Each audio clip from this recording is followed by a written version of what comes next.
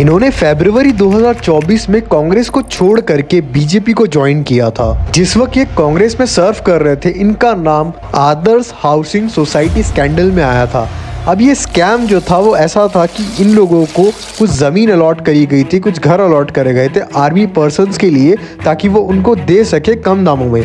लेकिन इन्होंने क्या किया कि वो सारे घरों को अपने रिलेटिव्स को बहुत ही ज़्यादा कम दामों में बांट दिया। अब यहाँ पर जो है बीजेपी की वॉशिंग मशीन काम आती है, क्योंकि जैसे ही इन्होंने बीजेपी को ज्वाइन किया ना, सारे इनके करप्शन के चार्जेस जो है धुल गए। श्री नरेंद्र मोदी जी ने भाषण दिया था एक समय पर जब वो बीजेपी के कैंडिडेट थे as a prime minister. Ashok Tanwar के खिलाफ कार्रवाई होगी, ये कहां तक नहीं कहा था?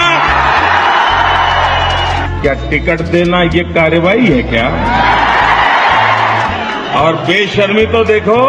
उन्होंने महाराष्ट्र में की गई एक रैली में कहा था कि इस तरीके के पर्सन को अगर कोई बंदा टिकट देता है अपनी पॉलिटिकल पार्टी में ज्वाइन करने के लिए, वो एक शर्मनाक बात होगी, क्योंकि ये इतने बड़े स्कैमर है। और आज जब भारतीय जनता पार्टी को वोट्स की नीड है, तो यही स्कैमर को इन्होंने नजरअंदाज करके अपनी भारतीय जनता पार्टी में शामिल कर दिया और सारी इन्वेस्टिगेशन जो इनके ऊपर चल रही थी वो एकदम से बंद हो जाती है। मई 2019 को प्रफुल्ल पटेल को एयर इंडिया एयरलाइन मर्ज केस में अक्यूज्ड किया गया और ईडी ने उनको सवालात करने के लिए बुलाया। जून 2023 को ये एनडीए को ज्वाइन करते हैं और मार्च 2024 को ईडी एक लेटर जाहिर करती है जिसमें इनके सारे ही केसेस को फोरक्लोज कर दिया जाता है बिना कोई रीजन दिए। अगस्त 2014 को सीबीआई रेड करती है हेमंत बिश्वा शर्मा के रेसिडेंसी पर।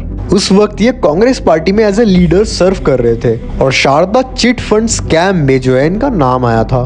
नवंबर 2015 को सीबीआई इनको सवाल करने के लिए बुलाती है और सितंबर 2016 को ये बीजेपी में ज्वाइन कर लेते हैं। और आज की स्थिति ऐसी है कि ये एक सीएम बने हुए बीजेपी पार्टी की तरफ से एक स्टेट के, और कोई भी ईडी या सीबीआई इनके ऊपर अब क्वेश्चंस नहीं उठाती और इनके केस के बारे में कोई भी अपडेट हमें देखने के लिए भी नहीं मिलता है। नवंबर 2020 को रविंदर सिंह, जो कि अमरिंदर सिंह के बेटे हैं, उनको ईडी करप्शन के आरोप में सवाल करने के लिए बुलाती है। नवंबर 2021 को कैप्टन अमरिंदर सिंह जो है वो भारतीय जनता पार्टी को ज्वाइन करते हैं और सितंबर 2022 को उनके बेटे रविंदर सिंह जो है वो भी भारतीय जनता पार्टी को ज्वाइन कर लेते हैं और एज अ रिजल्ट उनके ऊपर से सारे आरोपों को हटा दिया जाता है। अभी सारे स्कैंडल में जो वॉशिंग मशीन का ब्रांड है वो भारतीय जनता पार्टी है और उसमें यूज होने वाला जो डिटर्जेंट पाउडर है वो ईडी और सीबीआई है। ऐसा नहीं है कि सिर्फ वॉशिंग मशीन का इस्तेमाल भारतीय जनता पार्टी के टाइम पर ही किया जाता है।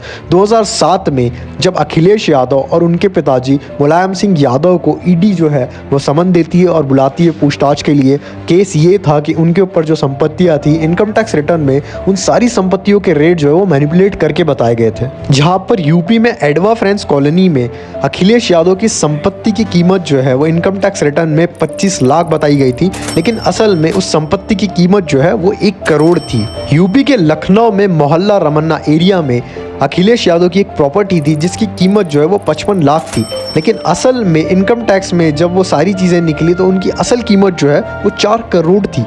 मई 2007 में ये सारा केस जो है वो सुप्रीम कोर्ट में चला जाता है। उस वक्त ये केस को सुनने वाले जो जज थे वो AR लक्ष्मणा थे।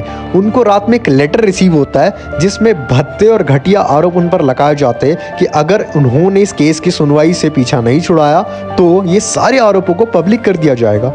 वही उन्होंने फैसला किया कि ये सारी जो आरोप है, इन्वेस्टिगेशंस है और ये केस की जो सारी चीज़ें हैं वो दूसरी बेंच सुनेगी, और उन्होंने अपना नाम इस सारे केस से हटा दिया। अब इसका कनेक्शन समझो। जुलाई 2008 को यूपीए सरकार गिरने वाली थी अमेरिका की न्यूक्लियर डील की वजह से, लेकिन मुलायम सिंह यादव ने यूपीए की सरकार को सपोर्ट दे करके सरकार गिरने से बचा लिया। एज अ रिजल्ट क्या हुआ, सारे आरोप जो है वो सुप्रीम कोर्ट से भी हटा लिए गए अखिलेश यादव और मुलायम सिंह यादव पर, और ये सारे केसेस ईडी और सीबीआई जो इन्वेस्टिगेट कर रही थी इसे फोरक्लोज करके बंद कर दिया गया। अब ये सीबीआई जैसी ऑर्गेनाइजेशन है कितनी ज़्यादा इंडिपेंडेंट है इसको समझने की कोशिश करते हैं। 2019 में सीबीआई के जो चीफ थे आलोक वर्मा, उन्होंने मौजूदा गवर्नमेंट भारतीय जनता पार्टी के कुछ मिनिस्टर्स पर ये आरोप लगाए कि उन्होंने राफेल के साथ झोलझाल किया है और उन्होंने एक इन्वेस्टिगेशन को खोल दिया ये सारे केसेस के खिलाफ। As a result within week उनको अपनी पोजीशन से रिजिग्नेशन देना पड़ गया, क्योंकि कुछ ऐसे लीडर्स पर आरोप लगे थे जिनकी सरकार उस वक्त मौजूद थी। लेकिन सुप्रीम कोर्ट ने यह कहा कि आप इतनी आसानी से सीबीआई के हेड को नहीं हटा सकते। अपोजिशन पार्टी के लीडर मल्लिका अर्जुन खड़गे, चीफ जस्टिस ऑफ इंडिया और प्राइम मिनिस्टर ऑफ इंडिया, तीनों की परमिशन से ही उन्हें हटाया जा सकता है। लेकिन हुआ यूं कि प्राइम मिनिस्टर जो है वो हटाने की फेवर में थे और बाकी जो 2 लोग थे वो हटाने के नहीं फेवर में थे, तो उन्हें एज अ रिजल्ट फिर से सीबीआई में ले लिया गया। सबसे फनी बात यह है कि इस रिजल्ट के 2 दिन बाद आलोक वर्मा का रिटायरमेंट था। एज अ रिजल्ट आलोक वर्मा की जगह पर जो बीजेपी चाहती थी वो पर्सन को एज अ सीबीआई हेड बना करके बिठा दिया गया। ये तो बेसिक चीज़ें थी जो कि एक शॉर्ट वीडियो में मैंने आपको बताने की कोशिश किया हो। अगर आप मेरी बातों से रिलेट करते हो तो अपनी ओपिनियन मेरे को कमेंट सेक्शन में बता सकते हो। अगर आपको वीडियो अच्छा लगा तो चैनल को सब्सक्राइब करें, लाइक करें और जितना हो सके शेयर करें।